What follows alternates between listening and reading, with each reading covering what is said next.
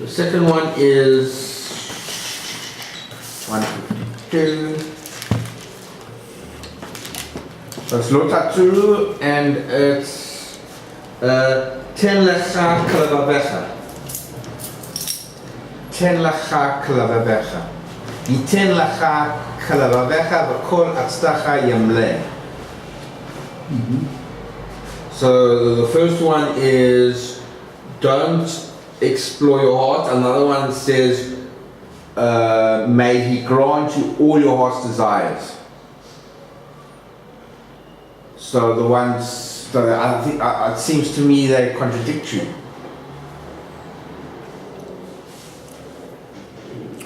Don't. I think the answer you'll find in the first parsha of creation. It says, "V'havta es Hashem Elokecha."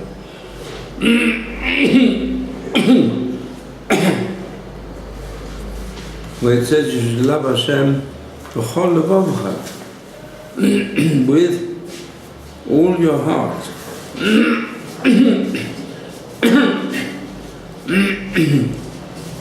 For which the sages say,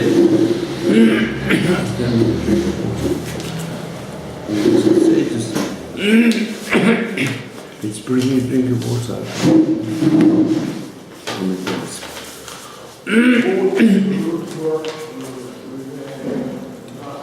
You have any questions? I just wanted to mention that I have 2 new hearing aids, so I should be able to hear better. But I'm in the adjustment testing stage. I have to go back next week to the audiologist. So I'm hoping this will clear up all the problems.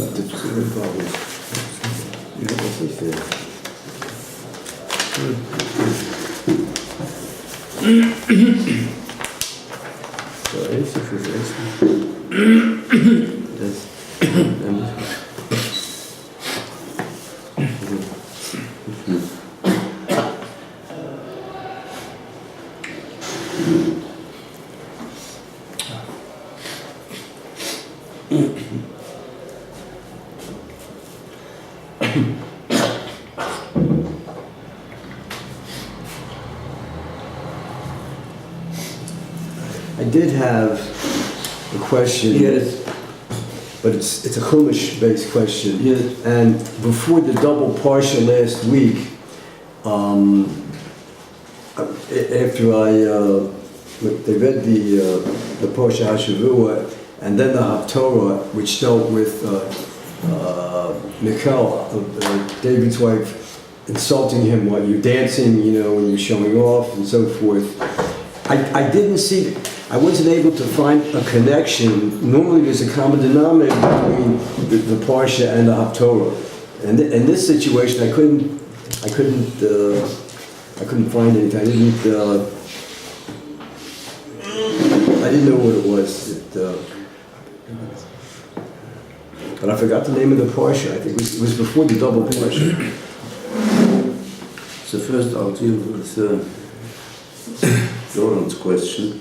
Okay. Which was, we say in the third parsha of Kriyat Shema, Lo tatur achi levavchem, you shouldn't go astray after your heart. Now the word levav really refers to the double heart. Sages say, whenever it says lev, it's a single-minded heart. When it says levav, it means the double heart.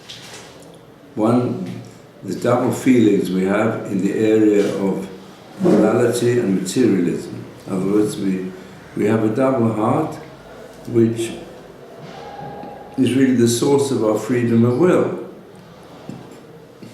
We do say Yachad Laveinu, we want to unite our heart, even to use our Yetzer Hara, our materialistic inclinations, with the service of Hashem. So therefore, the first parsha of Shema says you should love Hashem b'chol levavacha, with all your double heart, in which the sages say b'shnei yetzarecha. Man was created with Yetzer HaTov and Yetzer Hara.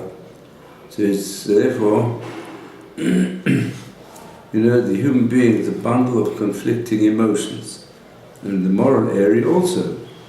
Because the test of life is how to harmonize the two forces, the animalistic force and the spiritual force. So if we dedicate ourselves entirely to the service of Hashem, we use also the material self to serve the spiritual power. Right? I think that answers all these questions. It's not just, there are many passages in the Tanakh where you have the word Levov.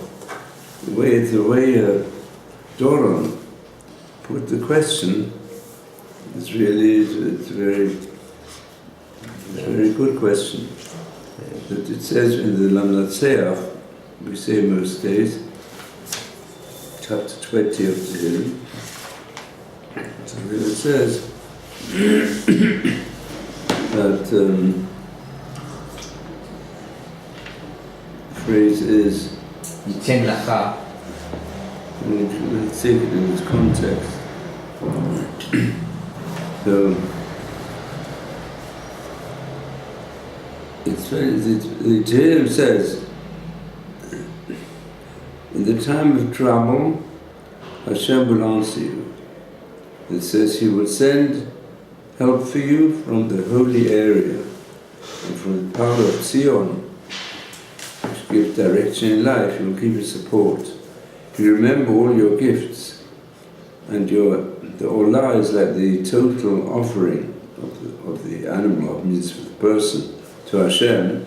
This will bring you great satisfaction. As a result, He will give you according to Levavcha, according to your heart, and He will bring fulfillment to all your plans that you have. So the simple explanation is, like it says in the first parsha of the Shema, that if you're in trouble, you turn to Hashem. Hashem will give you help, not only on the spiritual level, that you gain great bliss from being close to Hashem, but on the physical level. So like what Dashna said, it just means to feel the physical pleasures of life completely. And Hashem will give you this according to your heart, because you're dedicating your heart to Hashem. Then the materialistic aspect, they also have more pleasure. When we can say it in simple terms, the person we enjoy sweet fruit. Now, if we say a bracha beforehand, do we enjoy it less or enjoy it more? Enjoy it more. Enjoy it more. That's the same concept. Otherwise, to dedicate. Now we say a bracha, know that Hashem gave us all beautiful fruit trees and other great benefits. The human beings will enjoy life. Hashem wants us to enjoy life.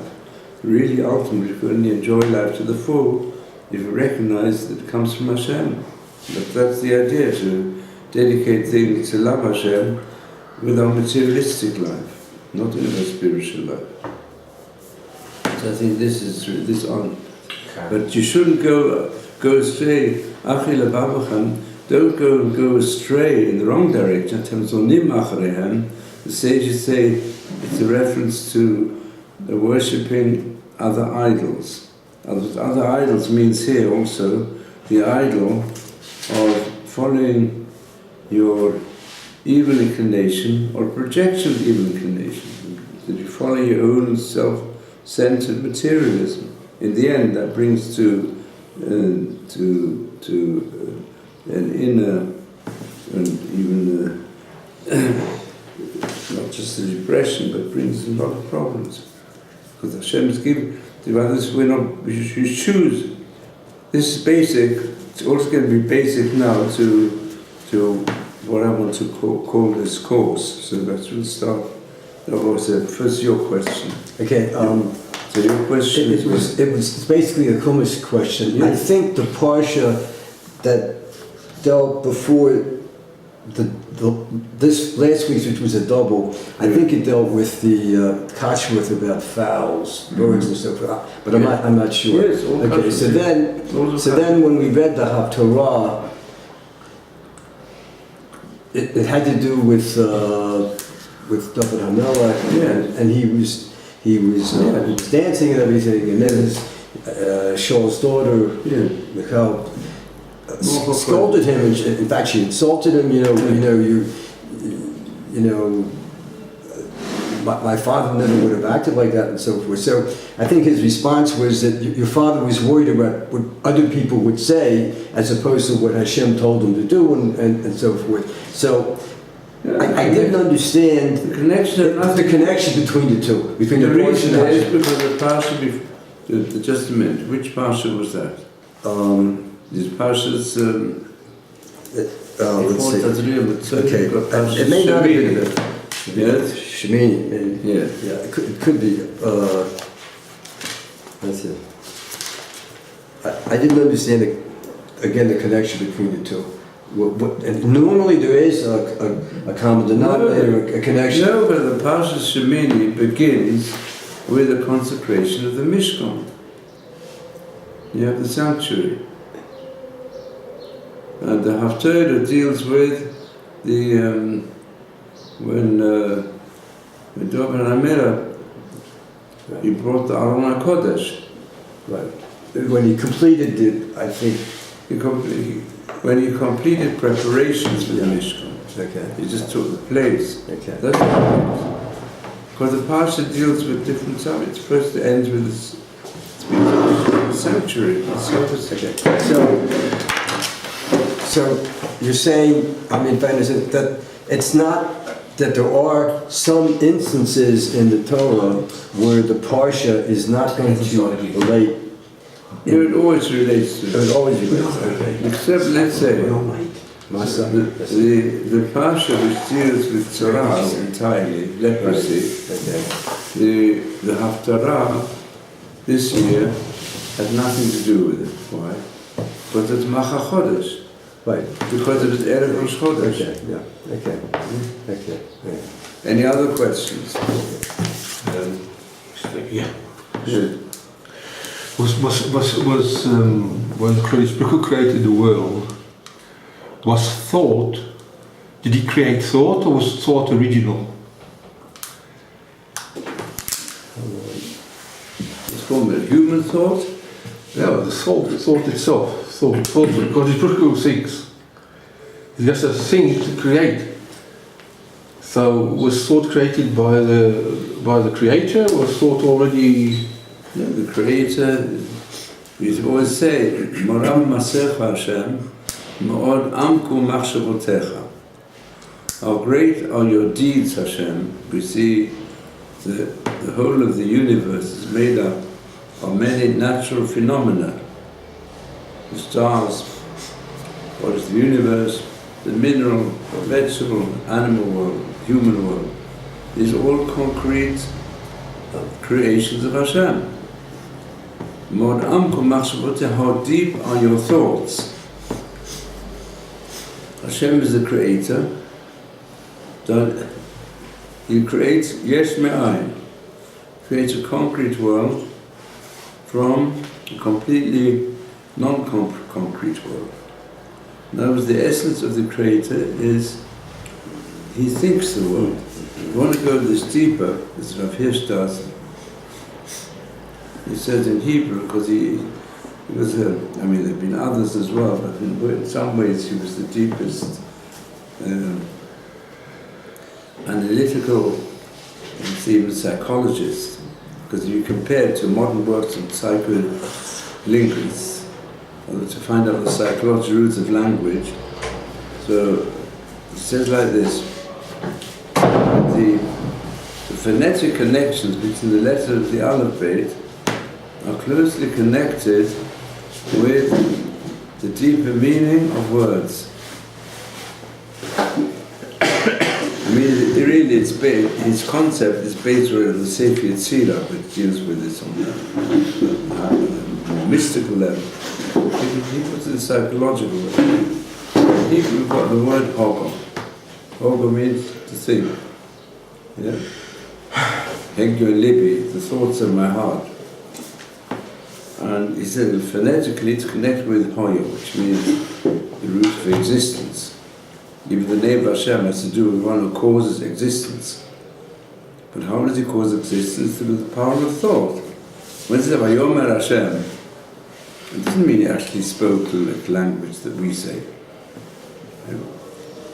The language that we speak about that was only possible for Hashem to produce in some manner, which is, some say, beyond our understanding, as language totally, in fact, it's beyond our understanding how it works. But Hashem communicated with, from Adam until the Mashiach. He communicates to human beings through language. No, the Hebrew, this Chazal say the world was created in the Hebrew language. But if you go into the roots, in fact, I saw one person quite correctly describe it as follows: when we say tefillin have 4 boxes. Yeah, the 4 boxes are hinted in Tot HaFor. They say because in African, Rashi brings tat and pat means 2. So 2 plus 2 means 4. What's the kashi about tefillin in the African language? I think the best answer is given in one of the classics of the analysis of language, written by Diamond, the history and structure of language. So in order to go to the roots, you go to the African language, in which there are very many 2-letter words. Everything goes with 2 letters. So as somebody put it, I talked recently wonderful, he said, doesn't mean to say what the Torah gives us. The Torah is pure Hebrew. So Tot HaFor, you can tell me it's an African root. The answer is yes, because the roots of language go back to combining 2 letters to make up a concept. And where is this written first? In the Sefer Yetzirah, which is considered the earliest work in Hebrew, some from Hebrew available, the foundation of which was made by Avraham Avinu. The Sefer Yetzirah, which in fact it has a whole chart of the boxes of 2 letters made up of the alphabet. You find it if you look at the Sefer Yetzirah. Because there's difference of opinion amongst the earliest grammarians of Hebrew, the early Middle Ages, whether the root in Hebrew is 3 letters or it's 2 letters. But it's Rashi brings Nash ibn Lakrut and Dunash. Dunash is two great grammarians who had a difference of opinion. But this difference of opinion is really 2 sides of the same situation. Everyone agrees that the basic letters of Hebrew are 2, and the 3rd is a variant. So, in fact, I don't know if it's still there, but when in the early years of the yeshiva, I once went, it took almost a year, I went through the whole of the Hebrew dictionary, explaining the structure of Hebrew, how it's related to other languages, and how it gives us a really an inner mastery of understanding what words mean. In fact, there's some books on even learning modern Hebrew that also use it a bit. So if you take 2 basic letters, let's say Pei and Resh, yeah, and you go all through all the words in the big little dictionary, Pei and Resh, they're all interrelated. Or Beis and Resh. Beis and Resh is easier. Resh is Boruch Elohim. Beis and Resh means to produce something. But the concepts like this, I go back to Hoya and Hogo. In other words, existence is an expression of thought. No, all existence is an expression of thought of Hashem. And how is it? What does Steve Hawkins say in his famous book? He says, science tries to understand the mind of God. The science is constantly finding out more and more how the physical universe is not the reality. It only appears to be the reality. But the reality is really the mind of God. What's the mind of God? The God's thoughts. The whole of the world exists, and that's the essence of the ineffable name of Hashem. You can't pronounce it because it's beyond human thought. Divine thought is greater than human thought. The mind of God is greater than the mind of man. The mind of man who tries to understand it. And those are the front of modern science. They say, yes, the mind of man is able to recognize that the source of everything concrete is really a power of thought which exists in the universe, which is beyond the mind of man. And a man can, with his mind, try to understand it. He's only B'Tselem Elokim, he's in the image of God, not God himself. God himself one who thinks the world. Hu Omar Vayehi, Hashem said, and it came into existence. What do you mean Omar? Omar, also in Hebrew language, difference between Dvar, the Daber, and Lemor.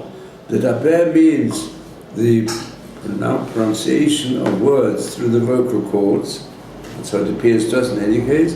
Amar means the power of thought that lies behind it.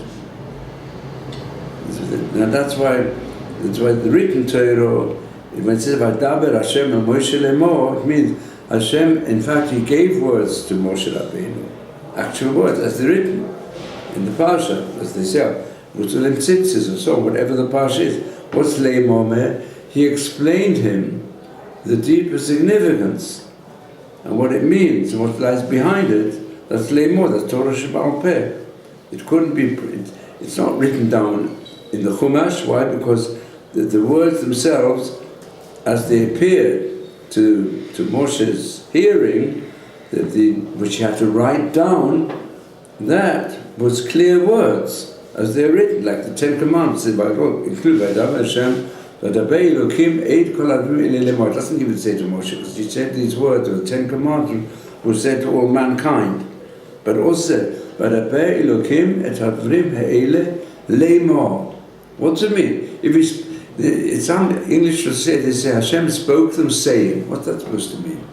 We don't have repetitions of words. So why did it say Daber Lemor? The answer is, the words are as they were inscribed and as you can read them in the Ten Commandments till today. That's a Daber. What they mean is very deep. And what they mean was also explained to Moshe Rabbeinu. But that came through the power of thoughts, from the divine thought to the human thought. And that applied also to creation. So Hashem, when he created the world, Vayomer, then Hashem, that doesn't say Vaydaber, creation. Creation was all the production of divine thought. So you're quite right, that God's thoughts created the power of thought in man. And God's thought also is the depth of all his actions. All his physical creations are based upon thought. It's not just haphazard phenomena, but there's deep thought contained in the world of creation. And science is constantly uncovering more and more deep thought. I mean, if you study cosmology and so on today, well, you know, they're even let's say E equals mc squared. Everyone knows that equation. Yeah? And that's the source of the energies which produce the physical world. So we see there's here an E equals mc squared is a mathematical, to some extent logical concept, which lies at the basis of the energies that produce called the subatomic universe. You know, quantum. This is, I mean, today in science there's pure science and applied science.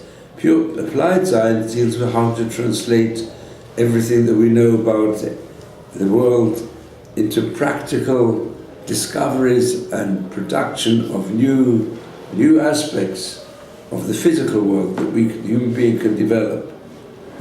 And what's pure science is to go to the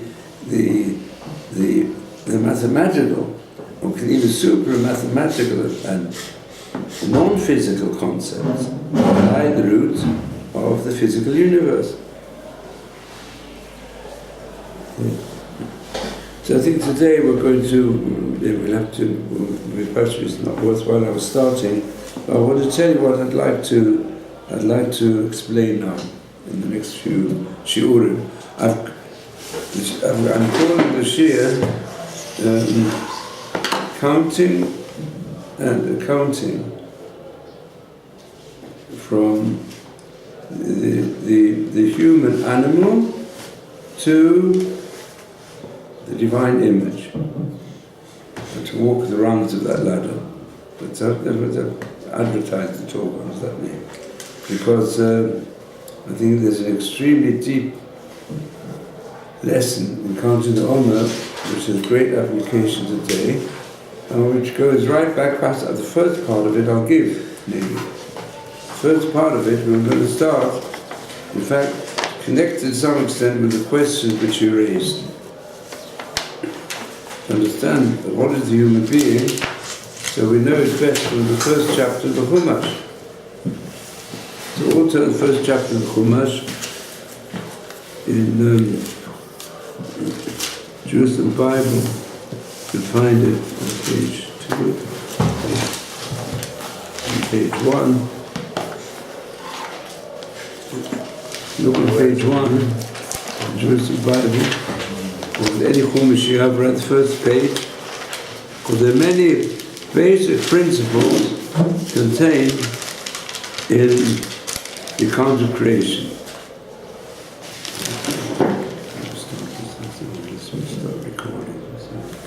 Is this the recorder on here as well? The Kuala Lashon? Looks like both are on here. Huh? Yeah, fine. So after having discussed various questions, we now go to a basic aspect of the human being.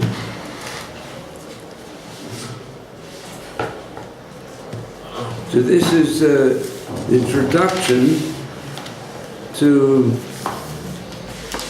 counting and accounting the rungs of the ladder that leads from the human animal to the divine image. This is the deeper significance of counting the Omer. And to understand it, we'll go to the first page of the Chumash. Go to Genesis. We're going to ask the following question. That we have here a gradation of different levels of the natural phenomena of the world around us. We'll come to the 6th day. There we have, God said, let the earth bring forth living creatures after their kind, cattle and creeping things, and beasts of the earth after their kind. And it was so. And God made the beasts of the earth after their kind, and cattle after their kind. Their kind, we should rather translate their species, since there have been other views of the origin of species, and everything that creeps on the earth after its kind. And God saw that it was good. And God said, let's make mankind in our image, B'Tselem Elokim, after our likeness, V'yirdu, and let them have dominion over the fish of the sea and the birds of the air, and over the cattle, and over all the earth, and over every creeping thing that creeps on the earth. So God created mankind in His image. In the image of God He created him, male and female He created them. So here we have the following question. It's clear that according to everything that's written in the Bible, there's a great distinction between the human being and the animal world. So we're a bit surprised, without not going into how to reconcile the 6 days of creation with modern science. And anyone who's got questions on this, so I would recommend 2 important books. One is called The Challenge, edited by one of the top recent Orthodox scientists called Professor Dom, and he's a close associate of Ari Carmel, a major disciple of Rav Dessler, in their book called The Challenge, which gives various approaches to reconcile and feel there's no contradiction, on the contrary. There's also very good discussion based also on a lot of Torah sources and a lot of scientific investigation in the Encyclopedia of Biblical Interpretation of Rav Kasha, which goes into great detail. And I've also got interesting to say, I had quite a discussion about this question with the late Lubavitch Rebbe. In any case, this, you find in Challenge, there's also his letter and so on. There's also a more recent book by Professor Aviesa, which brings everything up to date, also showing that the 6 days of creation, they are, in fact, according to modern science, the most comprehensive understanding of the different levels of the world around us. And I also saw, this is from a Jewish professor, there's a fantastic book by William Lee called also The Days of Creation, non-Jew, who works in a similar manner. So there are plenty of works to describe this. But the question we have to ask, all of these who look at this description and they believe it, there's great truth in one way or another in these 6 days of creation, why are the mammals created on the same day as the human being? We see, in fact, it's clear from the terminology that's used. Whenever it uses the word Boruch, it describes a complete jump from one level to the next. That's Bereishit bara Elokim. The first jump was what's called the singularity, the beginning of life on this planet, any form of existence of this planet. That's Boruch. Et hashamayim v'et haaretz, even the bodies of the universe. It all starts with a singularity, something that comes from nothing, as it were. But we say, as the Kabbalists say, it's really Ein Meyesh. Why? Because it's the lower reality being produced from a higher reality. Higher reality is the power of God, who's power of spirit, which is beyond our clear understanding as long as we're tied to the body, but which becomes clear to many people when their body and soul are separated. Then they recognize the true world, the really spiritual world, and the physical is a certain relative aspect related to the spiritual world, but not having an independent existence. But it's not in our experience when we're living.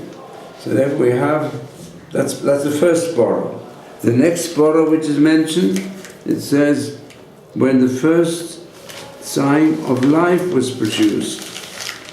Because use many terms for creating, yet to make, asiyah, yatzira, to form, create forms. The word bara is used in the first description of life, which is in the oceans. It is said here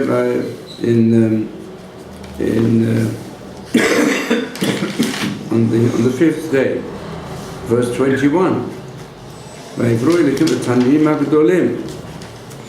That's the first creation of life. Is the Tanim Gedolim, something, the dinosaurs, whatever they are. And then it describes various forms of life. And when it comes to the mammals, it's a new day. Yeah? On verse 24. And that says Vayas. Really, because life had already been created in the oceans or in the reptiles. Tanim Gedolim might be the reptiles. But when it comes to the mammals, it just says Vayas. And then it says that in verse 26, Hashem said, let us make man. Why is it said, so I'll tell you here, the pshat of this is, according to many commentators, especially the Malbim, what's mean in our image? In the plural. Chazal says in the plural because the Malachim joined in the creation. That's why it says in the plural. It says, let us make man in our image. After God is singular. Bereishit bara Elokim, it starts in the singular. Why did he go over to the plural? So the simple answer is, have you got an answer? Because he's thinking. He's talking to himself. Now said that the simple answer is that as far as the human being contains within himself all the levels of creation. Yeah? If we take the world as described generally, mineral, vegetable, animal, human, yeah? So certainly the mineral world is contained in the human being. In fact, there are some, I've seen it's written about books on, let's say, if you analyze the human being purely from a biochemical aspect, that everything happens to the human being is really biochemical. Yeah? And there's not, everything else is just a product of the biochemical. But the basis of what the biochemical, the minerals, the same minerals that you find in the world around us, most of them are contained in the human body. And if you analyze one I saw it, this is brought in Faith of Judaism by Epstein, he brings it there, he speaks about creation. So he brings a source that says, well, you know, the human being, if you just analyze the essence of the human being as biochemical reactions of various minerals that are contained in the body, well, all those minerals you can buy in a drugstore for a few $100s. And that's the human being. What is he? A body of just a group of miracles that work together according to natural laws of causation. There's nothing freedom, nothing to the soul, it's all an illusion, freedom is an illusion. And we work biochemically. So it's the mineral world. And then you have to, obviously, everyone knows, some want to interpret the human being in terms of being part of the vegetable world. I mean, the trees, they have a power of growth.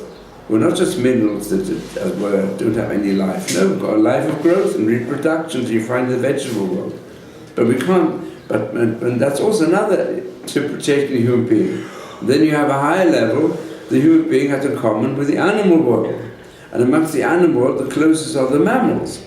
So therefore, this has brought about also all concept of evolution are based upon these principles, that you analyze the person according to these 4 levels. So Hashem said, I'm going to make an Adam. And the word Adam means he's in the image of God. I'm going to make the human being who will have a part of divinity in him. But he's going to have, within his essence, he's going to have the mineral power of existence, the vegetable power of growth and reproduction, the animal power of movement and the 5 senses.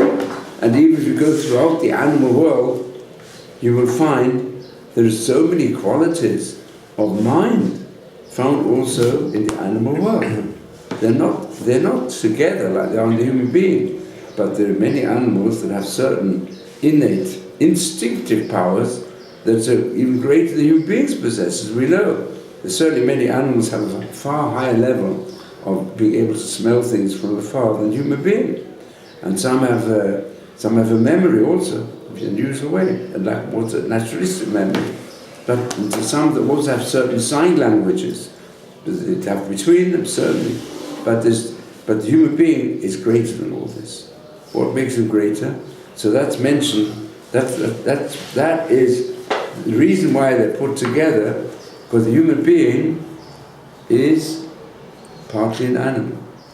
But he must know that the highest quality, it says in the next verse, you look further, it says, what's the purpose of making man having all these common factors, especially with the mammals that are closest to him? Because viadu, this is viadu v'dgata yom v'shamayim. They should rule over the fish of the sea, which is the initial creation of life, and the birds of heaven, and also all the animals in the whole earth, and everything creeps on the earth. Then it says Hashem created God in his image. It said all in the singular, Hashem by himself. And what was his image? His image was expressed through the power of his soul.